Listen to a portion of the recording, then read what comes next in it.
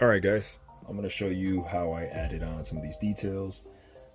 Like we mentioned before, Adam did provide us with these 3D printed parts. These are all 3D printed resin pieces. These are really highly detailed, but they are kind of difficult to use. I've already broken a couple like this one, so I'm just going to show you what I did so far, and we'll move it from there. So first and foremost, I couldn't really find a great spot to put these pieces other than on some of the backpack armor pieces. So here's one that I ended up throwing on the backpack piece here, and another one here on the other side of the backpack. So I'm going to replicate this one for you guys so you can kind of see that how I did that process. So first and foremost, once you are able to carefully take the pieces off of the gate, you'll notice that on the other side there are these remaining sprues. So best thing to do is to just use your nipper just to start that off, and these actually pop off pretty easily, so you don't have to do anything out of the norm here. Obviously, when doing this, try not to break the piece. Now, when it comes to sanding, resin creates a very toxic dust. My advice is to always wet sand your resin. This is going to eliminate the amount of dust and stuff like that you kick up.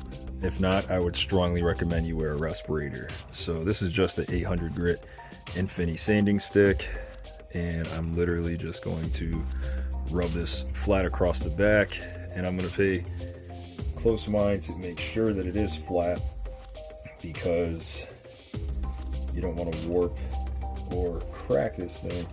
And again, you can see like all this fine like particulate powder. Even over here, this is all the stuff that the resin would have been kicking up, so you don't want that in your lungs. Dip a piece of water, check it out. You can see here it's nice and smooth. There are still some dots there, and I'm pretty particular about this, so I'm going to make sure that this is nice and smooth, and then we'll go to the next part. Alright, so piece is nice and dry. This is nice, clean, and flat. So we're now ready to assemble. So this is the piece that I'll be putting it on. I've already sanded this down to give it some sort of a smooth gripping surface. And as you can see here, I didn't measure this, so I'm going to show you how I actually plan on keeping that straight.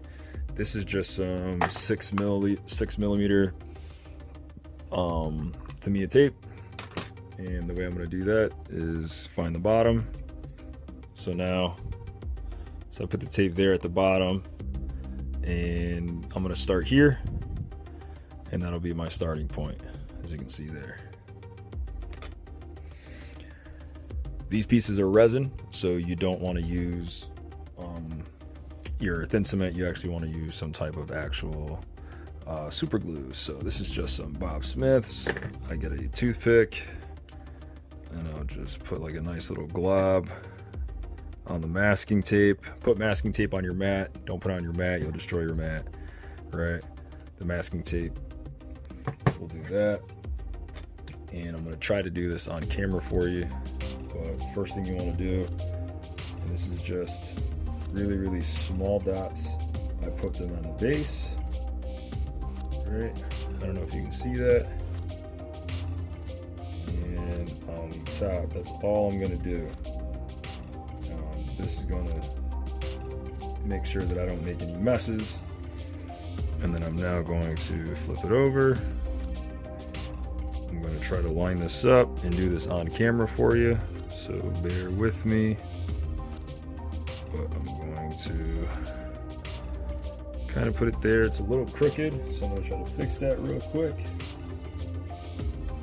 You do have a little bit of play time here, not much. And I do like how that lies. And then you're going to just press down, make sure that it conforms to the piece.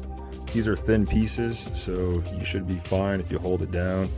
You're not going to need too much pressure there, as long as you sanded everything appropriately.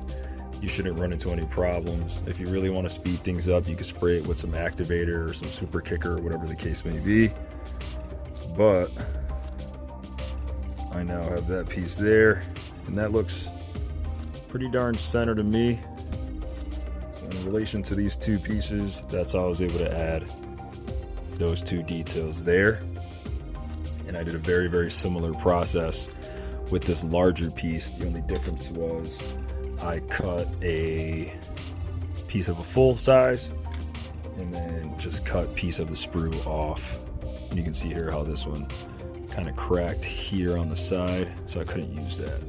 But there you have it, guys. That's how I was able to add these pieces. Now my next step is trying to figure out, like, these actually lay very, very flush, but I could go ahead with my scriber and just create a panel line on all the sides, and I probably will do that just so that it looks a little cleaner. Not 100% sure yet. If not, I'll just make sure that I paint them different colors. So if you're curious about these pieces, that's how I did that. I used my little junkie mat. Again, get yourself some normal super glue, and you could put a little glob on your mat on top of some tape, and then when you're done, you just get rid of that, and your mat is still safe, and you don't have glue all over the place. So that's how I did that.